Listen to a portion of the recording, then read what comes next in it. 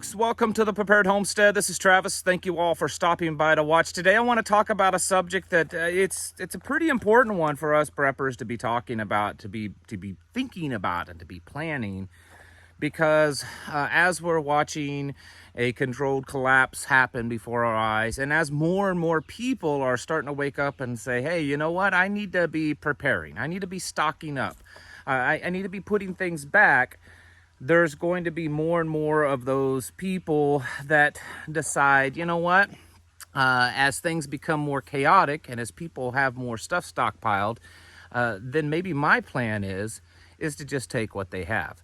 This is a subject that's been talked about on this channel a long time ago, and I've mentioned it a few other times.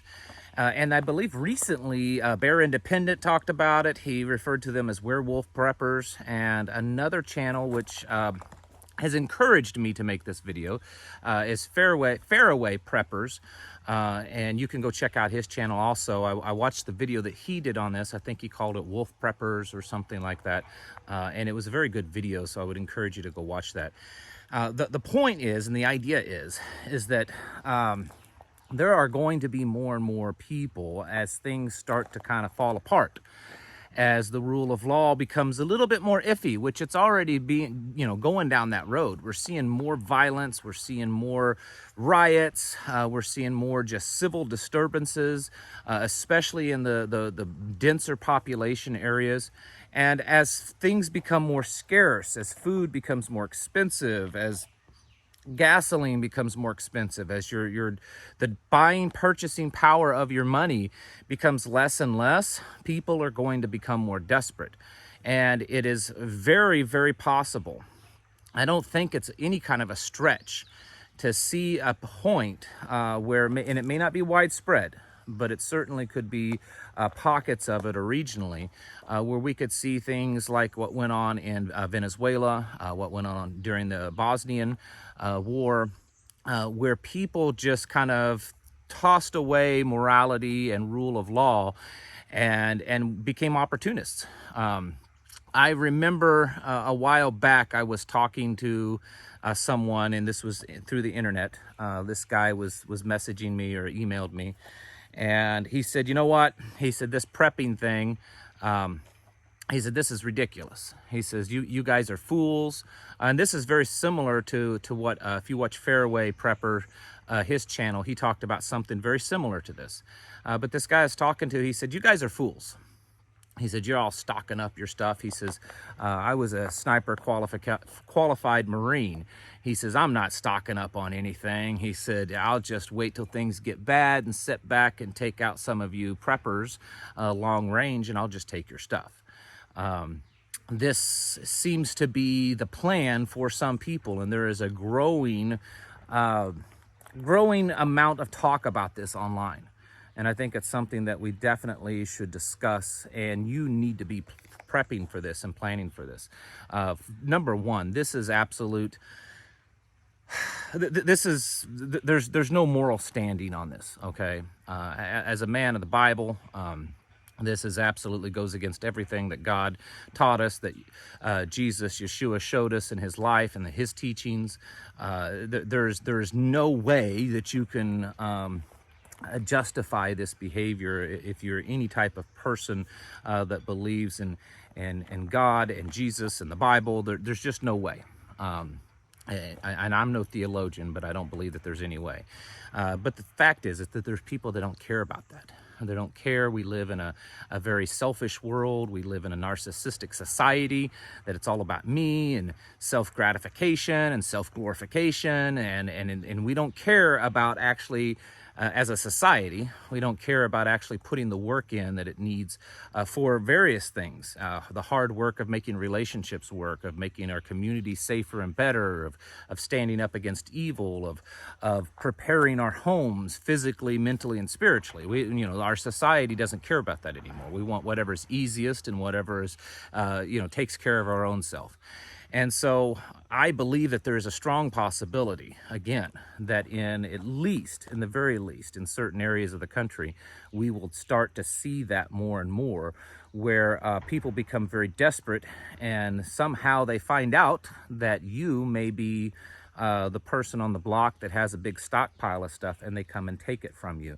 And they use force if necessary, which will most likely be necessary. So we need to talk about that. Some of the suggestions I have, you're probably not going to like. I mean, you're just not, for many of you. And the number one best suggestion is don't live in areas where you're that close to people, okay?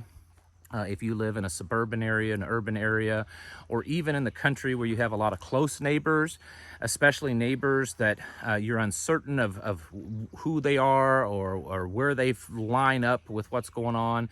They're not preppers, they're not farmers, they're not good, decent people. Then you might want to consider trying to get out of there if at all possible. The further away you are from people, I firmly believe the better. Now, I know that there's a downside to that. You know, the further you're away from people, then the less help that can come and arrive to back you up if people do find you. I get that. But my personal opinion is I'm willing to take that risk to know that I don't have a lot of people around. And not only just living away from people, but find places that are supportive to self-sufficiency, supportive to property rights, to the right for you to defend yourself. I remember a couple of years back here in Missouri, in the Ozarks, there was a farmer down the road that someone had shot a couple of his cows. They believed it was probably some kind of personal vendetta, either that or maybe just some stupid kids out at night. But they shot a couple of his cows and just left him for dead. Of course, he calls the sheriff's department, and I just happened to come by when the sheriff's department was there and stopped and, you know, talked to the farmer and the sheriff. And the sheriff's response was, "You guys have guns?" And, you know, we said, of course we do. He said, "Well, this kind of stuff happens, you boys take care of them." He said, "Call us and we'll drag them out of here." And that was literally his official advice as the sheriff of the county. Now, you're not going to find that everywhere, but I will tell you that the vast majority of these very low populated, you know, remote farming type counties out here in the Ozarks and in a few other places in the country, you'll find sheriffs that are like that.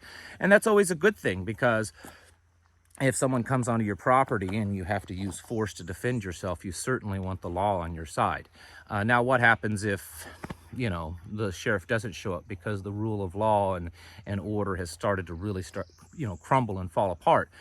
At that point, you need to be able to defend yourself. And this is why I talk about, you know, owning firearms and training, and many others like me do that. It's not so much that you're gonna necessarily go off and fight some kind of civil war. It's because you need to be able to defend what's yours, defend your family. And it's not just about food. We're going to see, much like we have seen in these other parts of the world where their societies completely fell apart, we could very possibly see a rapid increase in human trafficking. We already see these problems in America, you know, where children are kidnapped and women are kidnapped and things like that. I mean, this isn't something that's completely alien to our society. So the problem isn't that it's going to happen. The problem is it's going to become a more commonplace. And so there again, you need to be able to defend yourself. So don't just have a firearm and have a few boxes of bullets. Know how to use it. Train. There are certainly lots of places to learn how to train. There's very possible places in your area that there are experts, former military, former police, or even current, that put on training classes. If you can't find one and you can't afford those, at the very least, find some good videos here on YouTube. And there are some out there that are very good. One of my favorites to watch is Warrior Poet Society. John Lovell, I don't know him personally, but he puts out an amazing channel and some really great tactics in that arena. So I would strongly encourage you to do that. Other things that you're going to be able to do to prevent this or to reduce it is not look like so much of a target. And this is something we've talked about. We've talked about gray man before. And a gray man is much more than just not drawing attention to yourself when you're out walking around. It's also not drawing attention to your property, to your home.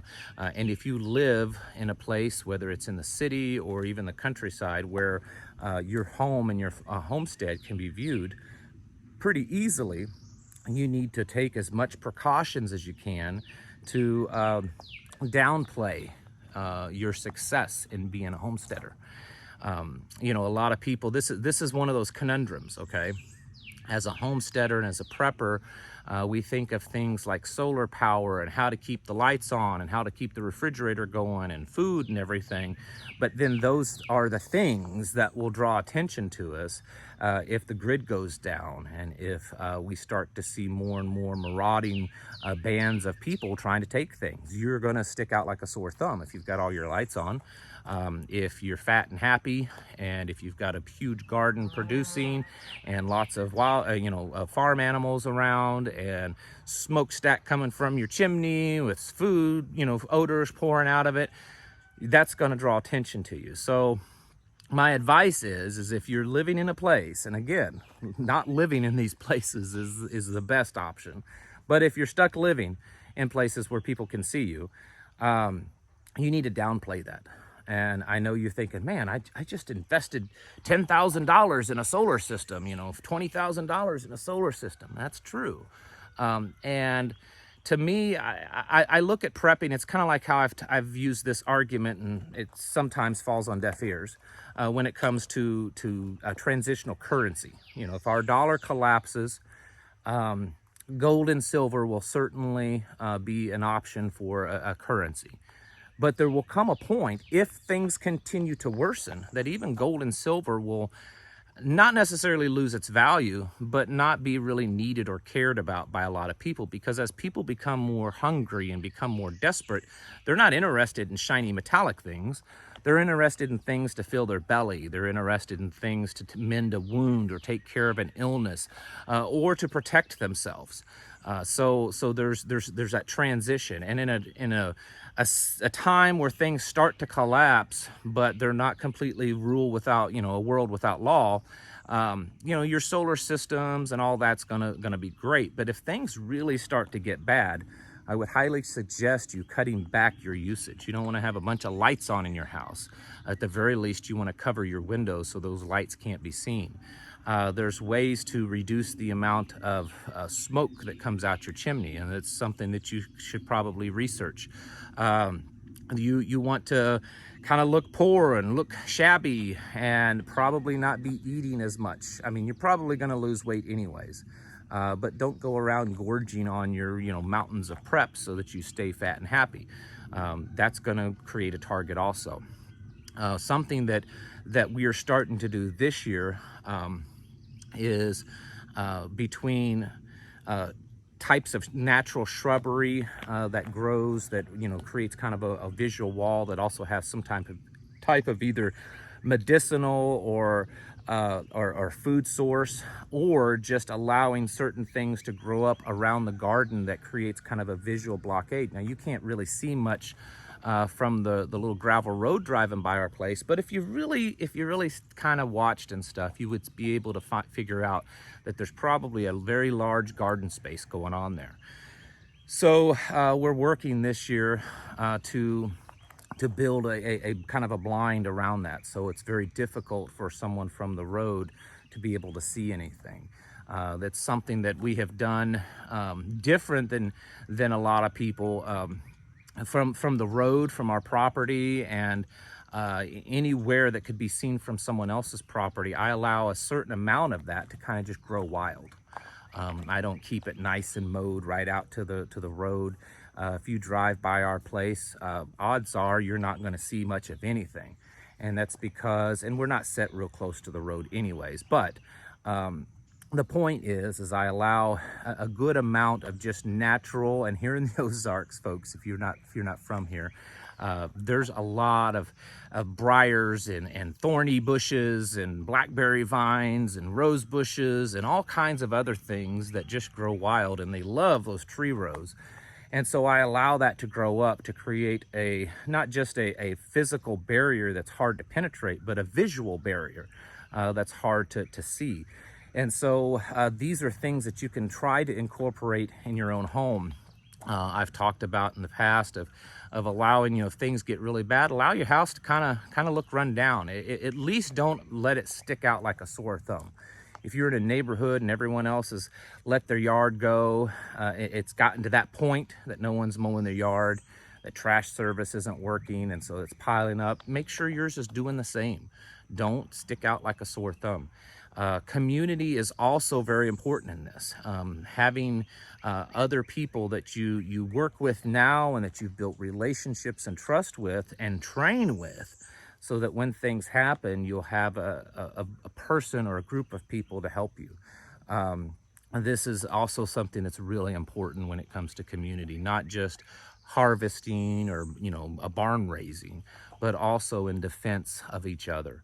The reality of these things happening, of these kind of people that are very willing to put their life on the line just to take your stuff, I think will eventually become much more probable. For those of you that are thinking about that, about going down that path of being a werewolf prepper or wolf prepper or whatever the current term is, just know this, that's not going to be a very long-term career. The odds are you're going to eventually run across the wrong person. There may be certain parts of the country that you'd be more successful because there's less firearm ownership. There's less people that are willing to take a life to defend themselves because maybe that's just a little bit more liberal part of the country, and there's not quite as much, old-fashioned rugged grit among people. But in these backwoods country areas, you're going to be barking up the wrong trees because there's a lot of people now with the rule of law that's not going to stand for that if you come onto their property.